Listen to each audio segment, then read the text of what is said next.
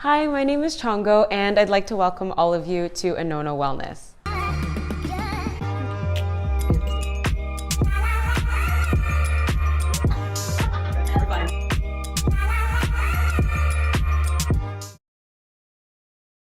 So hi everybody and welcome to the Anona Wellness podcast. My name is Chongo and I'm here to talk about breaking down the wellness barriers when it comes to culture. So today I'm super excited to introduce our guest. We've got Vlad here. Hey, how's it going? It's great. How's it going with you? I'm fantastic. I'm happy to be here. I'm happy to have this conversation. Well, thank you so much for being here. Thanks for having me. So let's just start off really simple. Tell us about yourself. And you've got some really cool things going on. So I want you to go into detail here, please. Yeah. Okay. Well, Yeah. right now, I'm a writer, film critic, and a lifestyle blogger. So I try to promote. I try to use my platform to promote a lifestyle of wellness, self-love, and well-being.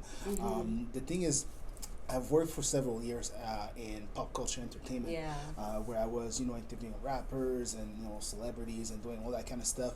And for the longest time, it was very fun. I'm not gonna lie, I had the time of my life. I'm not gonna come to you and tell you that I wasn't having the best time of my life. I really was, but eventually I started hitting this point in my life where I was not.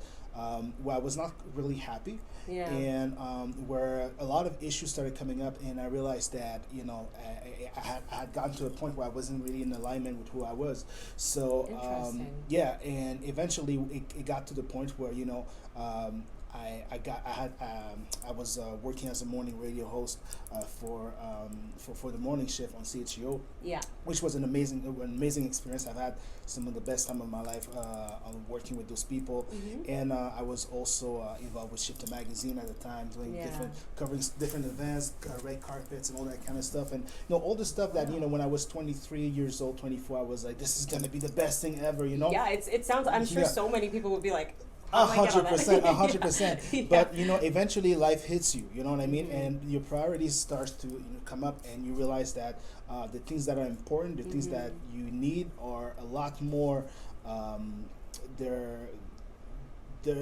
They're a lot more important than you might have realized. You know what I mean? Things that you're trying to put aside and say, I'm gonna worry about that later. You know what I mean? Exactly. Life has a way to kind of catch up to you when you're trying to avoid dealing with certain things, right? Yeah. So eventually. That was pretty interesting. I was in Hollywood, California for a little while, living my best life. I got to meet some pretty cool people there. Robert De Niro, Al Pacino, Anthony Hopkins. I had the chance to have breakfast with them and all that kind of stuff. Yeah, and it was definitely like the most, like I said, the most incredible experience ever. But again. This is when I realized, interacting with certain people, this is when I realized the importance of wellness and mental health. And this is when it occurred to me that, there's a lot of people that are chasing an idea of happiness that is actually not real, not realizing that happiness is really something that you have to create for yourself. So, I took some time to, self-reflect, to analyze what was important, and to look at my platform and trying to think about the best way that I could actually use it in a way that could actually help make the world a better place. Really, I'm lucky enough to have an audience of people that actually wants to hear what I have to say. I don't know why, but they do. Well, you have cool things to say. Yeah, thank you. But that's something that definitely humbled me a lot. But it's only recently that like when I started self-reflecting, asking myself certain questions, even engaging in therapy for a little while too, just to understand, just because there were certain things that I was trying to explain to my audience that I realized that I wasn't able to explain to myself, so I needed to do some extra work to kind of figure out the roots of certain things. It is only then that I realized how bad, especially in the Black communities, how bad it was that we were raised in survival mode, and how those things translated themselves into my lifestyle, into my relationships, into my friendships, and the way I was interacting with my bosses and my coworkers and all that kind of stuff, right? And even in the way I was engaging with myself. So it's only through that realization that I was able to take they say hindsight is 20/20, right? So it's only through that realization that I was able to step back and look at my peers and realize that we were all more or less suffering the same types of traumas, and that we were all engaged in the same type of behaviors that was keeping us stuck. And I'm trying to use my platform as a way to help break the stigma around those things, and to actually help people realize that there's a potential that they can reach, but they're the only ones capable of reaching it for themselves. Yeah. Right. So yeah, that's more or less my story. That is an amazing story, and honestly, we're gonna get into a lot of detail with that because there's so many little things that I'm like, oh my god, oh my god, Yeah. oh my god. Yeah. That's awesome. For sure. So, first of all, what kind of brought you to the place that you're at right now? So you were in Hollywood. Like, how did you, like, you were basically in LA. How did you start? How did you get there? And what kind of brought you there? LA, honestly, it's circumstances. I'm lucky enough that I have a couple friends that are gonna listen to this and laugh, because I'm one of those guys. Whenever I would say, like, I would really like to try this out, somewhere somehow that thing would just happen. You know what I mean? So it's the energy that you put out. When you're like, I want this to happen, it comes to you. It's the it law does. of It attraction. definitely does. I believe in that. You believe in the law of attraction? Yeah. Okay, amazing. I'm the living embodiment of that. Yes. I'm the living embodiment of that, because I started reviewing movies on Snapchat, and posting them on Instagram, and then I met this editor the editorship of the magazine, who gave me a shot, and eventually that led me to CTV Morning Live, which eventually led me to CBC All in a Day. I actually worked there still as a film critic once a week. You guys can tune in at 5:45 at 91.5 FM every Thursdays. We will plug that. Yeah, where I review films once a week. And eventually it was just like, one experience after the other. It's really like, when an opportunity comes your way, it's realizing that, what, I deserve this. I've worked hard for it. I think I'm going to be good at it, and engaging with that opportunity the right way. And eventually it got to a point where, one thing led to another, really. And I was in Los Angeles. I had a moment in LA where I was looking back and be like, man, that actually happened. Like engaging with like actors and celebrities walking red carpets and stuff, and you're like, wow, that actually happened. Yeah. I just said, why not? And I just started doing it. You know what I mean? And it means a lot to me that I was able to accomplish those things, not just for me, but for the Haitian community as well. Because when I come back home and I tell people I'm Haitian and I've done this, I look at the Haitians around me, and they're like, just black people in general, like just being able to tell them, like, listen, like, my life is a testimony of what could happen to you. I had no idea what I was doing. I just went with it. Exactly. And, I recognized the right people around me who were able to, take me there. Shout out to everybody. You guys know who you are.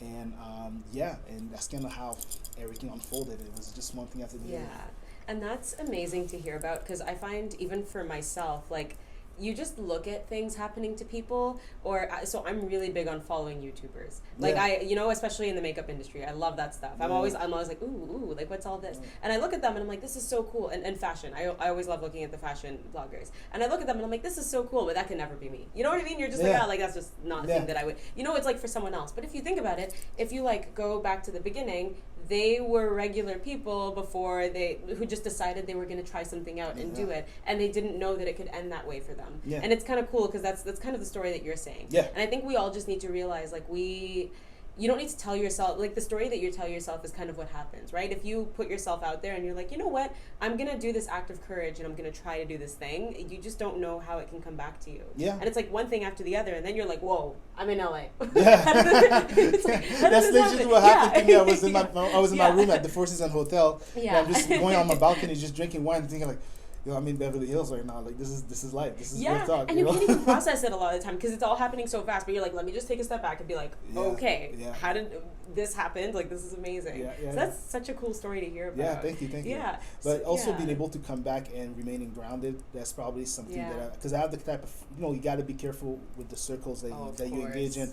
I was able to come back and remain fairly grounded. I definitely was on a high of, like, man, I just did this crazy thing. You know what I mean? Eddie Murphy just sent me a Christmas gift. This is amazing. Like, just different things that you're just like, man, this is cool. But at the same time, being able to come back and just be like, okay, but you know what? Like, don't lose your head, and just keep an eye on what really matters. You know what I mean?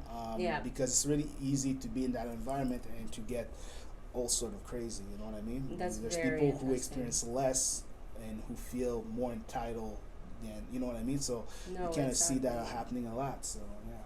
No, and it's important, right? And I think it comes back to who you have around you. Yeah. You definitely don't want too many yes men. You want people Yeah, who that's truly care about your best interest, because that's a lot of the times like it can get to that point, but it's like you need people who keep you grounded Of course. and who you bring you back to who you are. Of course. So for me, like I have like this group of best friends, and they are like my high school best friends. We get along so well, and whenever I'm like starting to lose myself a little bit, like I'll just like talk to one of them, and I'm like, oh, this is who I am, right? And it's important to have people like that, whether it's friends, family, like whatever, like even anything. So now, like as it stands, you're currently living in Ottawa. Yes. So what does your typical day look like? Like what is it like right now? I have a day job that I really like, because again, all those things that I'm doing, they're side hustles that just happen to. That's amazing. That's a pretty cool side hustle I'd like to have. No, I have a very very regular lifestyle. I work in human resources for Canada Post. That's what I do. Oh my God, amazing! Yeah, thank you. I didn't know that. Thank you. No, that's what I do. That's my day to day.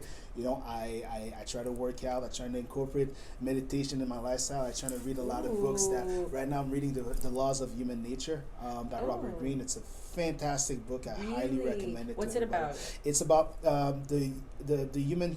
It's about the laws of human nature. Really, what sparse certain behavioral patterns in people, and it allows you to recognize it in others, but also to recognize it in yourself, kind of thing.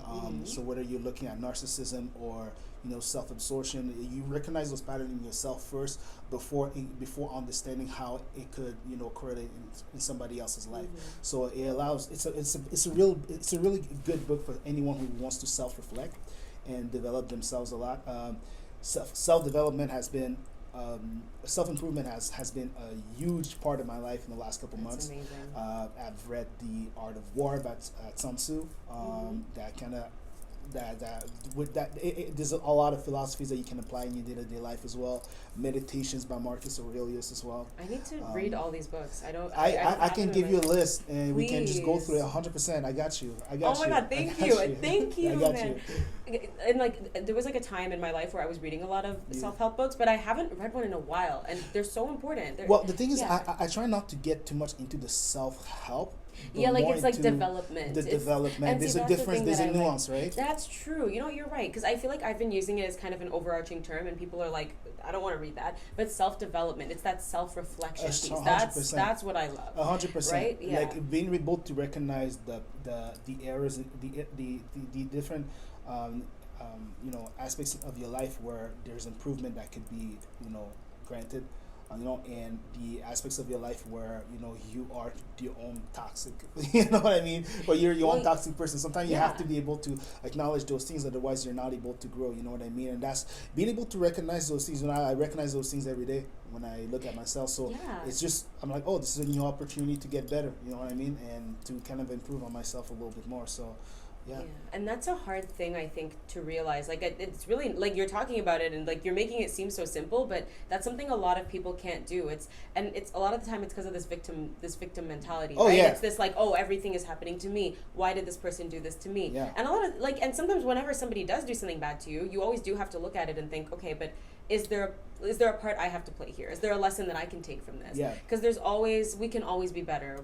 Nobody in this world is perfect. Yeah. And it's important to learn, like, how can I have a better impact on this world? 100%. And that's why it's great to take that initiative to say, hey, like, what are some practices that I can put into my life where I'm not looking at other people, but I'm just looking at myself? Yeah. Because we love to, like, be like, oh, this person is doing that, and that person's doing this. But it's like, okay, but, like, what about me? Like, let's start with me, and then we can... Because I can't control anybody else. 100%. But I can control myself. You can control yourself. Yeah. And also, so that's what a week in my life is like. That's a very cool week. There's a lot going on there. Thank you. But in the best way. That's how do you find the time for all of that? You know what? It's very funny. Because that's what triggered the whole mental health thing that I try to promote. I used to be involved in 11 ongoing projects. You know what I mean? Goodness, I remember one time counting. I was like, I have 11 projects going on that were all media related. And I have a friend of mine. Her name is Mid. who asked me, "How have you not burnt out yet? Aren't you afraid that you're gonna burn out?" Like me, burn out? No, Nah. because so long as I love what I do, Yeah. I can't burn out. So that's kind of, which is true. So long as you love what you're doing and that you're doing it in a way that you can actually, allow yourself to be your best self. Yeah. What happens though is that those things tend to become toxic when they take over your life and you no longer enjoy it. And personally, I did burn out. I burnt out bad. You know what I mean? It's real. I really did. Yeah. I really did. I actually even had to take a break and step back from the whole thing altogether for a while to kind of rediscover who I was, because a burnout is something that I don't wish upon anybody, but it's really tough. It's really tough. It is, and it happens to so many people, and I don't think we talk about it enough. No. And it's a serious thing, right? And Mhm. it's hard because when you do burn out, there's a whole bunch of questions, right? It's like you start to forget who you are. Yeah. Because Oh, yeah. all these things that once brought you so much joy, and They this just person don't. that used to be, they just don't, and you don't have the energy to do it, and you don't have the motivation, and it's really hard to come back from a burnout. It really is. And a lot of the times you just look at people who are doing all this stuff, and like whenever someone will burn out, they'll just go quiet for a little bit, and then they'll come back when they're they're ready to. yeah. But you just don't even know that this person is burned out, and No. that's amazing. Yeah. So you've kind of talked a little bit about this, but in terms of your interests and your hobbies, what do you like to do? Outside of all that? Yeah, I feel like if there is time, but I feel like you've for touched sure. on a few of them already. Yeah, well, Yeah. I'm lucky enough that my hobbies are very, like, everything I do as a hobby has turned into, like, a successful brand. So I was That's able. amazing. So I'm honestly Yeah. like I'm just thankful because the reason why I'm able to experience those things because of the people who either follow or support me. So shout out to everybody. I appreciate this again. So most of those things are my hobbies. You know what I mean? Like I love watching movies, and I'm a film critic. I love and I love wellness, and I'm a lifestyle blogger. So those things just kind of work hand in hand. You know what I mean? That's awesome. I also I'm trying to travel a little bit more. You know, I have like a new list of things that I want to do, places that I want to visit. But what's the top of your list? Top of my list right now is Thailand. I really want to go to Thailand. There's an elephant sanctuary over there that I really want to discover. You need to go to. So I've been to Thailand. Oh yeah. Yeah, it was the first trip I ever took on my own. Actually, Oh. not on my own. Like I went with my best friend, but the first one I went without family. Okay. And I went to you have to go to Chiang Mai. That's like my favorite place in Thailand. Okay. Bangkok is cool, but Chiang Mai, like you get everything in Bangkok, but there's just like a cultural aspect to it, which is amazing. And there's an elephant jungle sanctuary that I went to. Well, I want to experience different cultures, different lifestyle, and I want to incorporate a lot more to my life than what I've known so far. You know what I mean? Of course. One thing that I discovered, like through therapy, as a matter of fact, was again that PTSD that was triggered through this survival mode that I constantly like lived with, and it's knowing that when you've experienced trauma at a very young age, you have to allow yourself to experience new things that are things that are more peaceful, and allow things that are peaceful to just be peaceful. I don't know if some people have experienced like so much toxicity and traumatic events that they cannot engage in natural peaceful interaction or environment because they're trying to replicate what they know as normal, and they kind of find that peaceful and non-toxic interaction boring, or they find it unnatural. You know what I mean? Yeah. And I'm trying to get to the point where those things are becoming more natural to me. So this is something that and we can talk about it later, but this is something that I'm personally very passionate about. So I just completed my training to be a yoga teacher, and I'm actually going to be doing a training very soon in trauma-sensitive yoga, right? And I've been reading a book lately. It's called The Body Keeps the Score, and it actually goes into a lot of detail about the brain and how the brain processes trauma. And whenever you've gone through a traumatic event, that's kind of what it is, right? Your body's, like, even when the event is over, your body is still in that, like, that mode, with the fight or flight mode, right? So a lot of the times, like, you seek out situations that kind of replicate that feeling, which is really unfortunate, right? So when you're in like a calming situation, your body doesn't know how to handle it. Yeah. So it's just an interesting thing that I find, and I love that you brought that up, because I don't think a lot of people realize that. A lot of people don't realize that about themselves, because I realize that about Yeah. myself too. You know, like allow myself to be part of like certain circles that just re-trigger the events that I've known as much in my childhood, and just just realizing that, you know, ultimately, even when it comes to our relationships, we're subconsciously trying to replicate what we've known. You know what I mean? And we're trying to run back to the things that we know, and that's a little sad. So you got to allow yourself to heal and allow yourself to experience things that are peaceful and enjoy them, and realize that, you know, you do deserve good things, and that, you know. No, it's true, and that's amazing that you're just aware of all of that stuff.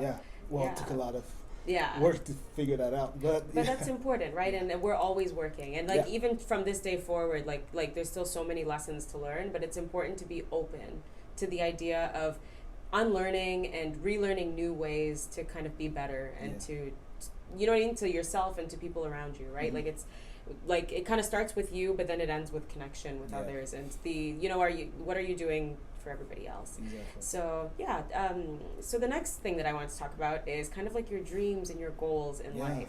Okay. I think you'll actually have a really nice, like, I'm actually really interested to see what you have to say about this, but I find a lot of the times throughout our lives we kind of want one thing, and then as you navigate life and you grow, you grow, you encounter experiences, you realize this might not be what I actually wanted. So what's your experience with that? And how have your dreams and goals changed? My dream was to make it to Hollywood. And by the time I made it to Hollywood, I realized that I didn't want to be there. So trust me, I do understand what you mean. I figured. No, my dream, I want to travel the world, honestly. Like, that's definitely something that I want to do. I want to see, I want to be in Africa for a little bit. Ooh, I want to see that'll be great. Different parts of Africa, East Africa, Central Africa, Northern Africa. I want to see the Sahara Desert with my own eyes. You know what I mean? I want to kind of meet people and hear stories that I can't even imagine.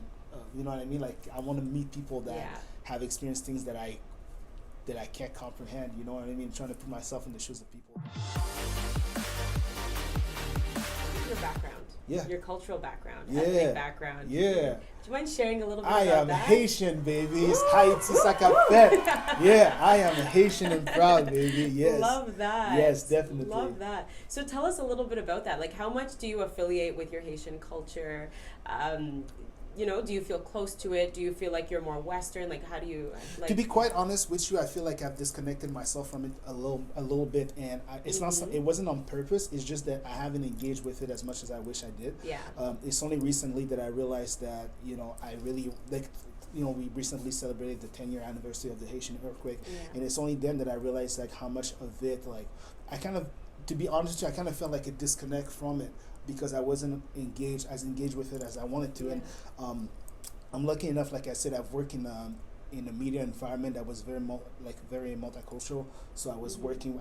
I've worked with, you know, people from different ethnicities and whatnot, but I haven't done a lot of work with my community. Like, recently, I was invited to speak to the Haitian youth of Ottawa. Oh wow! Congratulations. Yeah, thank you very much. I appreciate that.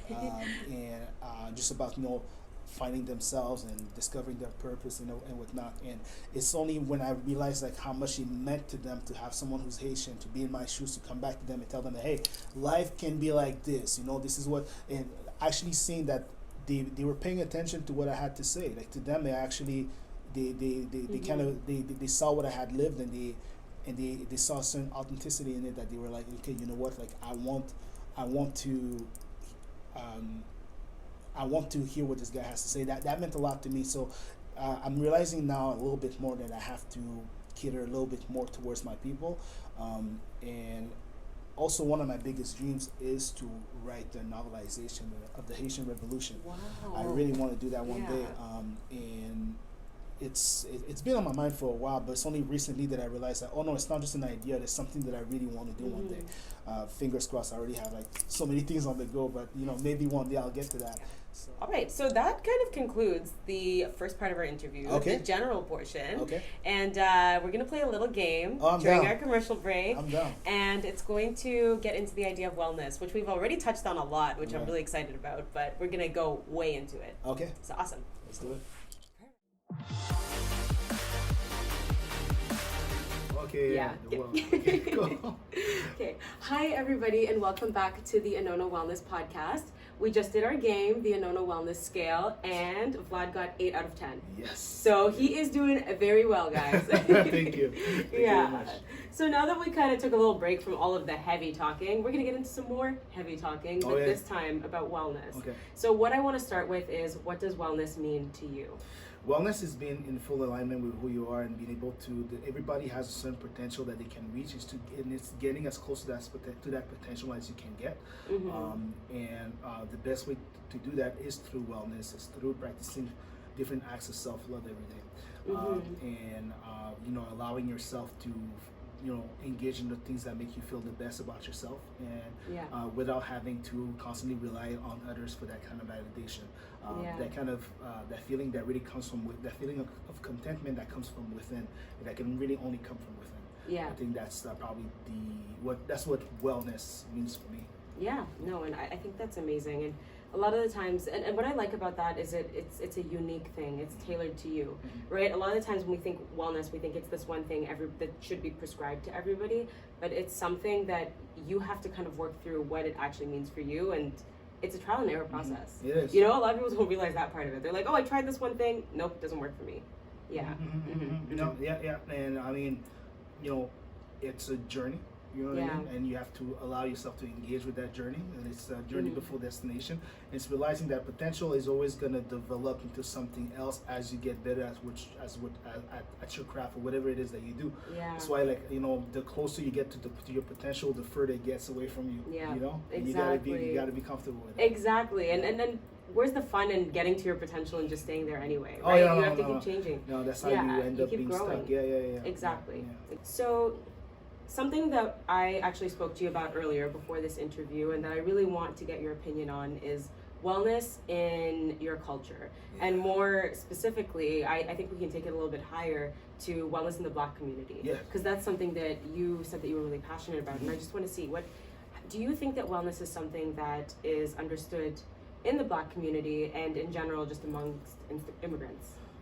Unfortunately, I think it's one of those things that we can only figure out as we start engaging ourselves as adults in this society. Growing up, you realize that, for a lot of us, our parents don't really believe in mental health.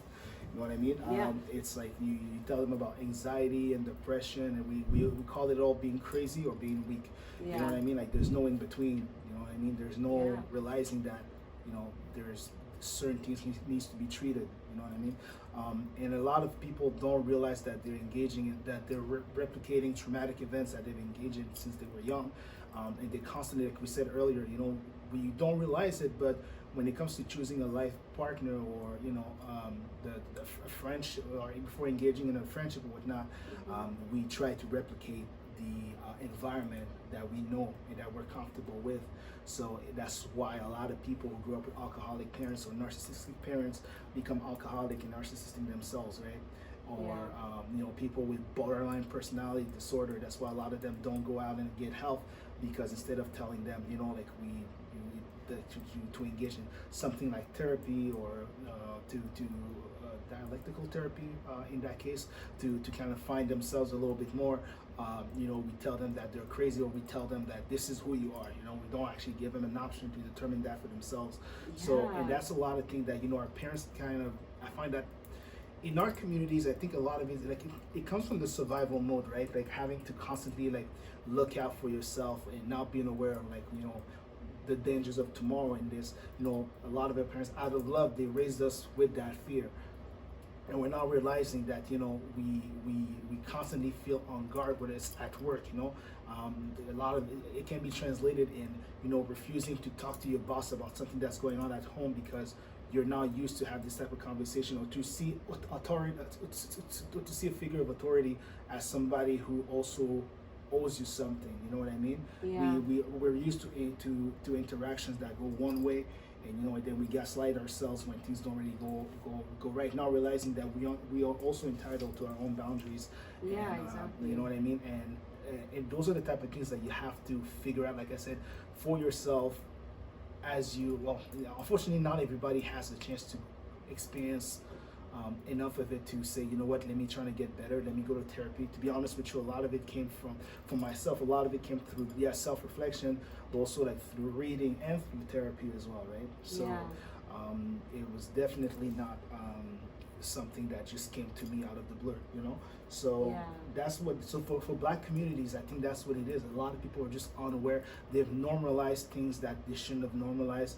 They've we cope with a certain, you know, we've all done this, you know, when this thing where, you know, we talk about that time you got your parents real mad and you're real good, you know, you kind of like, we laugh at it, it's like, oh, and you're like, and deep down you're just like, man, this hurts, you know what I mean? Exactly. It's and like, you was just this okay? I don't think that was okay, you know what I mean? No. And that's the thing, you know, and it's also realizing that, you know, on top of all of it, it's adding this extra layer. If you really want to heal from this type of stuff, it's adding this extra layer of forgiveness and realizing that in a lot of cases our parents didn't know better because they themselves come from environments that, you know, that were, this was all they know. This is the type of stuff that they normalize, and they come into this country, or even if you're African American, let's say, and your parents and you come from a generation of people that have been here for a while, they still pass on the same type of trauma, like on and on and on, because, you know, the whole concept of, like, you know, beating your kids with a belt comes from slavery. You know what I mean? Like, this is one of those things that people don't think about, but there's a reason why certain people engage in it and some people don't, and you realize that's the people who come from a background that has a history of slavery are the ones who engage in that type of behavior the most. So just, you know, acknowledging those things and helping people take a moment to realize how those things have impacted them, I think is something very important that we need to do every day. Yeah, I agree, and you said so much stuff that I like. Yeah, that I agree with. No, but it's all amazing stuff. And I think the one thing that's hard, I think the one thing that the first thing I noticed was that you said we often we're told this is how you are.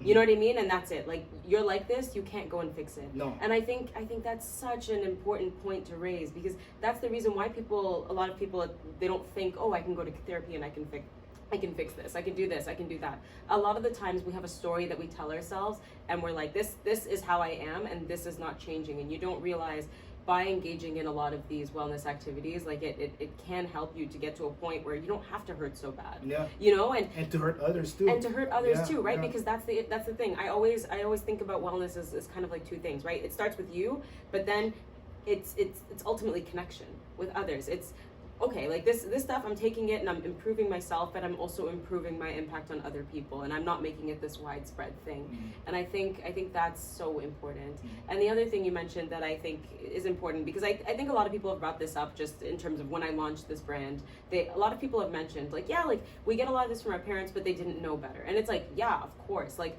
because once again, it's not like they sat down and they're like, this is exactly how things should be, I'm going to treat my like, it's a result of years and years and generations of this being the norm.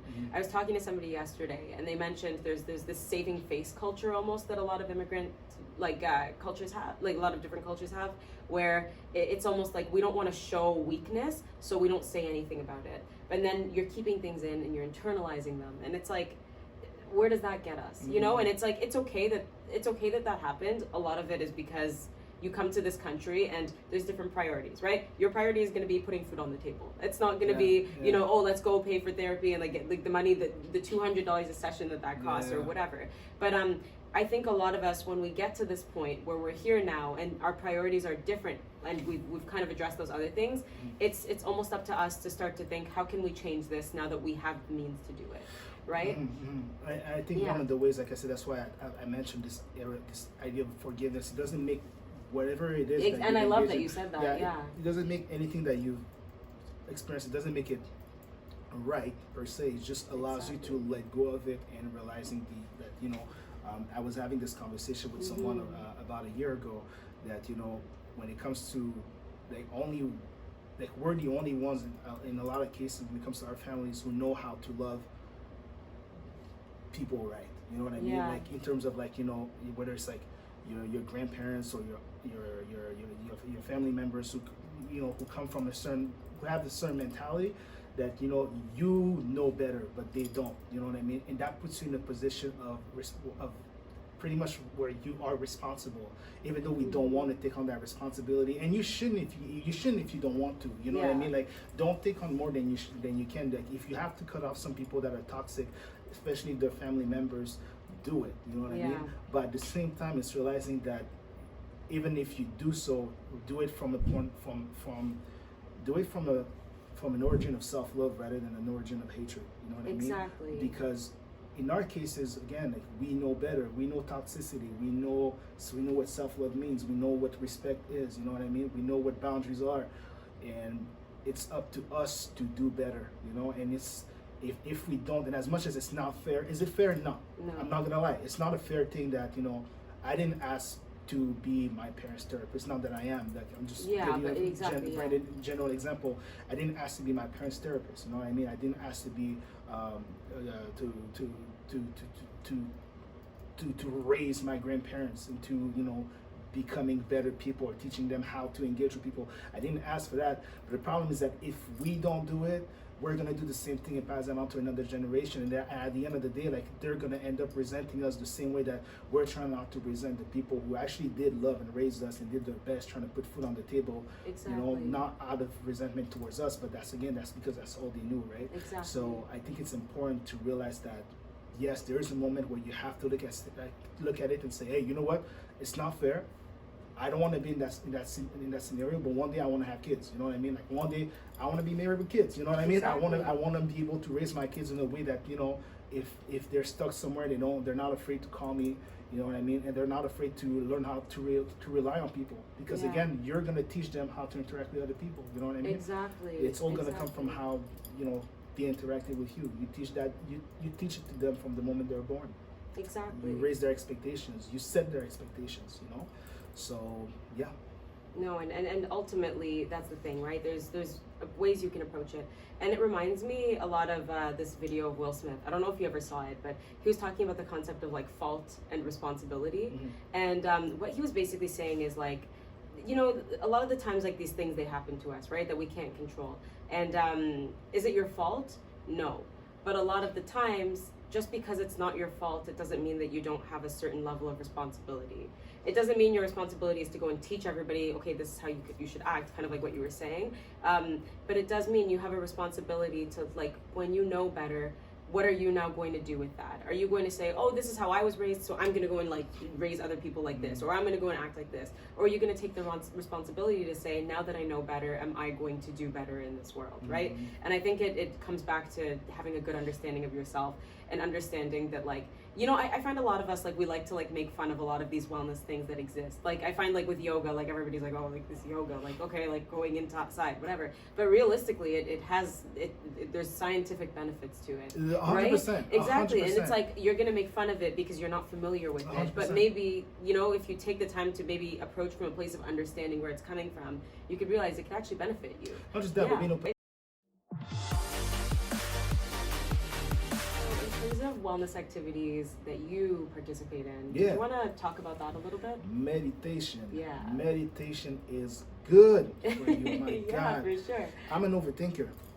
Oh. I'm a big overthinker. I feel that. Yeah. I think, like, my mind runs like 1,000 miles an hour, and you know, going to bed, you know, I'm out here, like, thinking about, like, you know, like, I'm 27, and I'll go to bed and think about this dumb thing I said when I was 14. You know what I mean? And it's gonna just and it's like, why did I say that? You know what I mean? It's like, and then it just stays with me. And I've learned that a lot of this comes from, you know, in order to sleep well, you need to be at peace. When I heard that, I realized that there's a lot of things that I wasn't at peace with. So meditation allows me to put myself in this state of, you know, mindfulness and peace, you know what I mean, that I'm trying to, like, live in every day, you know what I mean, that I'm trying to, so that's what it is. So meditation is a big one. I'm trying to remain active. I'm trying to work out, you know, I'm trying to keep myself in shape, and whatnot.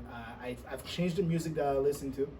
Oh, okay. Yeah, I try to engage in people don't realize how much the art that you consume impacts you, you know what I mean? It really does. So I listen to very different types of music, and I watch different type of stuff. I read different types of stuff. You know what I mean? I'm trying to read things that things that allow me to, you know, discover myself a little bit more and whatnot. And I try to limit my engagement with social media while still keeping it. It's very difficult in our field. Of course, yeah. Social media is, you know, you have to. The moment you stop branding yourself, you're dead. You know what I mean? Exactly. You need to keep up. You know what I mean? But I try to allow myself to do it in a way that's a little bit more, you know, healthy for where I try to be. Yeah. You know, and also, you know, I spend a lot of time with myself. You know, I go to the movies by myself. I go to the restaurant by myself. I love going to restaurants alone. It's so good. And if there was anything that you wish that was more prevalent in your community, what would that be?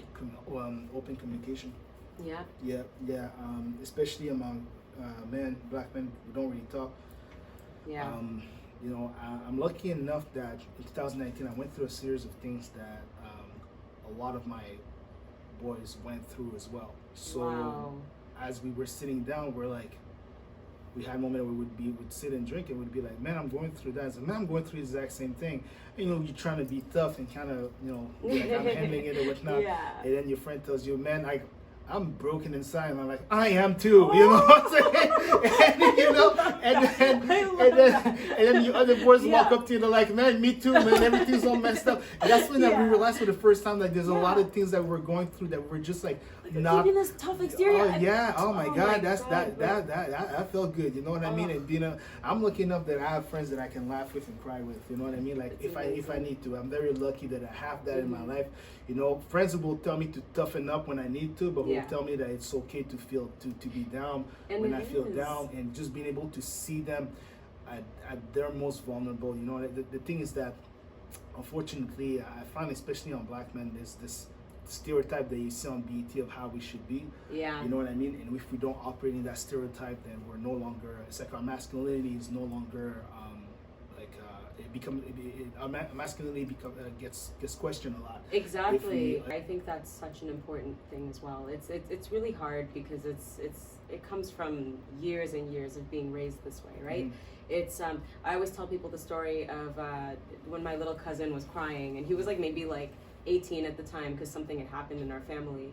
And you know, he was told by all of the relatives, why are you crying? Like man up. You can't be crying in front of the girls and everything. And I'm like, and I remember just at that moment I was like, this is it, right? Like, how are we supposed to how are you supposed to be disciplined like that your whole life, and then all of a sudden think, oh yeah, I'm gonna be vulnerable with another person. I'm gonna be it's really tough, and that's where all these difficulties in relationships come from, and difficulties raising your children.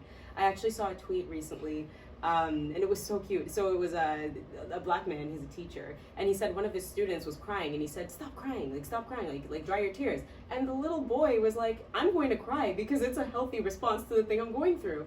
And the guy was like, true, you know what? He was right. And he was like, wow, this child just taught me a lesson about and I'm just like, wow, I'm so happy that this little process boy is here, your freaking emotions, exactly, man. Trust me, those things they catch up to you so fast, man. They catch up to you. Process your emotions, otherwise you're gonna have. That's how you live with regrets. I know people who have because a lot of time, unexpressed emotions, you tend to project them on other people. You know what I mean?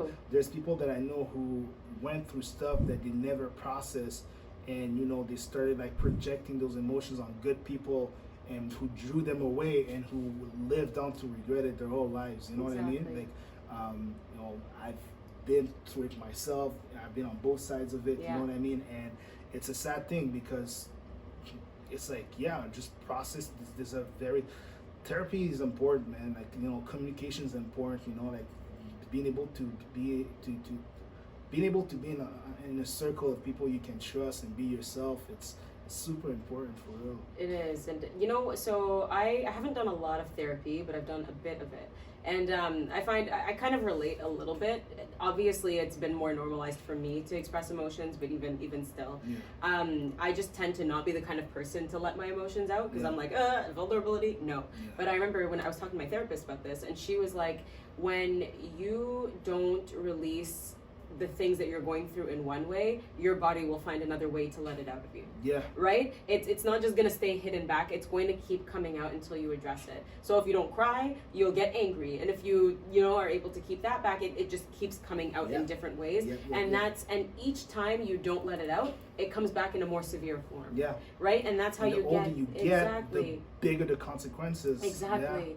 Exactly. So it's important to remember, this stuff, it's not just disappearing. It's there and it's coming out in different ways. It's how you get really bitter people. It's how you get people who are abusive. It's how you get people who, can't open up to anybody. Like, self-sabotage their relationships. Exactly, exactly. So it's important to realize, like, therapy is okay. Like, it doesn't have to be like, oh, I've been through this traumatic thing. Like, no. It can just be, To be honest, even when I went through therapy because, like, it wasn't one thing in particular that made me realize that I needed to go to therapy. It was just realizing that I'm like, I need to know where to start. Yeah. You know what I mean? And I did a lot of sessions. I was lucky enough that, the therapist that I was talking to is a therapist who's in, for a very good deal. As a matter of fact, like, I know, like, it's a therapist who works with people who in the entertainment industry. Yeah. It was being able to, because a lot of time we don't even know where to start when it comes to self-reflection. Like, what patterns do I have to look at? What is it that, at what point of my life do I have to start analyzing things and reflecting on things? Of course. You don't even know, you know what I mean? And I think therapy is definitely, like, the best way to start. Not all therapists are good, you know what I mean? Like, you have to learn how to be your own therapist. Again, go to therapy not to solve your problems, but to learn how to solve your own problems. Because even after therapy ends, I mean, what happens after that? You have to go ahead and apply the things that you learned, you know what I mean? Exactly. So it's honestly just, therapy really for me was just to get a head start. Most of the stuff that I realized about myself, I realized them outside of therapy, you know what I mean? But therapy has allowed me to look at things and be like, okay, start with this and get to that. And go one at a time, you know what I mean? And just allow yourself to go through the motion of things. And I think that's something I want to highlight, because I have a lot of friends who have tried one session of therapy or 2 sessions, didn't like their therapist, and then quit. Or didn't like their experience. That's unfortunate, right? That's unfortunate. And I feel like I can relate to this, because the first time I tried therapy, I didn't like it either. I did one session, just didn't vibe with her. She wasn't a bad therapist. We just didn't vibe. And that's okay. Like, just like how you have friends who you don't vibe with, there are also therapists who you might not vibe with, but it doesn't mean the whole thing is bad for you. The therapist who really was good for me, she was actually a Black woman. And I loved that, because I felt like going to her, she kind of understood me. Because I feel like with my first therapist, they were like, oh, go talk to your dad about it. And I'm like, okay, listen, like, we need to, like, sometimes it's nice to have a therapist who kind of understands the family structure and the culture, and understands maybe you can't just go to your dad and tell him everything that you've been through, So it's important to remember that just because one experience with it isn't okay, like, open your mind up to it, and also understand it's not going to solve everything. I did therapy, and honestly afterwards I was even more confused. I was like, because it brings up everything. Oh my right? God. Yeah. What you just saw, keep going. Yeah. No, and it just brings up everything. But and so there's you have to know, like, I've got these reference points and I've got these tips, but what am I going to do with it? It's my own work. Well, for me, therapy probably. And that's why I said, like, most of the stuff that I figured out about myself, I figured them out after I went to therapy, because therapy messed me up. It messed me up. Therapy, no. Therapy messed me up. Therapy brought up some stuff there, like, dude, for example, like, when my therapist told me that I had PTSD, I was like, what? Huh? Like, what do you mean PTSD from what? They're like, well, that's a good question. What do you think you have PTSD from? And then you just start looking, so like, oh my God, I forgot about this thing. And then you just, it's just, it's on your mind the whole day, and you're just processing it, and and you have to process it. You have to address how it makes you feel. You have to, there are things that I had to cry about when I was like 6, 7 years old that I didn't cry about till I was like 27. You know what I mean? Just because I didn't even know what I was processing at the time. I didn't know that this was painful, or that this was, what I mean? And it's only like I said, like, therapy made it way worse, but it's because there's things underneath that you need to look at, Therapy is not the cure. Therapy just is the diagnosis, you know what I mean? Yeah. If you have borderline personality disorder, this is how you're gonna find out, but it's not more or less it's not gonna be the cure. If you have PTSD, it's not going to be the cure. It's going to indicate that you have PTSD. You might find tools to deal with the PTSD, but it's only later on that, you know, like I said, when you engage in the tools that you were given, that you're able to, you know, solve those things, right? I like to think of it as like you've got a little toolbox of things you can go to. You know, you got like your meditation, yoga, whatever. And therapy is a very significant and very important tool, but it's not the end all be all. And it's important to remember it can bring up a lot of stuff that you haven't been thinking about for years. Because the same thing happened to me. I remember I was talking about like my day-to-day life. I was like, oh, I'm stressed because I went through this at work and that and whatever. And then I think I said like a little thing that I brushed over. My therapist was like, stop on that. What's that? Tell me about this. Like, elaborate on this like life experience. Oh man, I know what you're talking about. And then oh you're my like, god. oh, I didn't want to talk about that, and then it all comes up, and you're like, now I'm thinking about it, and now I need to cry. But that's the thing I always tell people about with therapy. I'm like, don't remember that it's going to bring stuff up that you haven't thought about. And that you've pushed aside and you've blocked. Things that you just like, I'm not gonna talk about it. Or if your friends are like, what happened to this person? Like, I don't want to talk about it, but until you are able to talk about it, you're not okay. You know what I mean? And that's exactly. You can fool yourself. But you're not okay. You know what I mean? That's definitely. Yeah, for sure. Well, thank you so much. It was great. Thank you very much for it. I felt like this was a therapy session in and on itself. Oh, that's great. Yeah, you just brought so much stuff to my attention, and that's what I love about this. Like every time I talk to somebody, I'm like, I'm learning something new.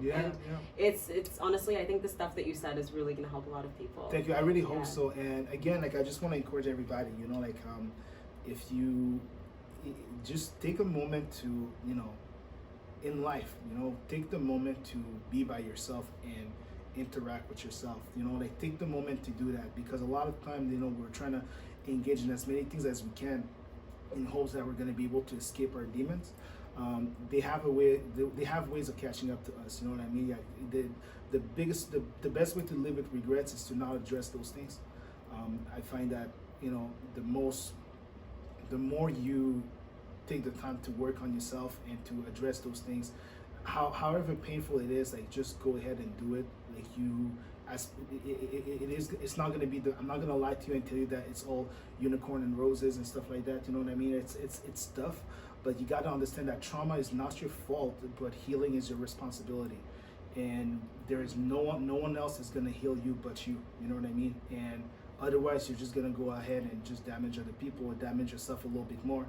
And you don't want to end up at like 40 years old looking back and realizing that you made a mess out of your life just because you didn't want to address who you were and, you know, what could have been. So work on yourself, love yourself, heal yourself. Awesome. Thank you so much for being here. Thanks for having me.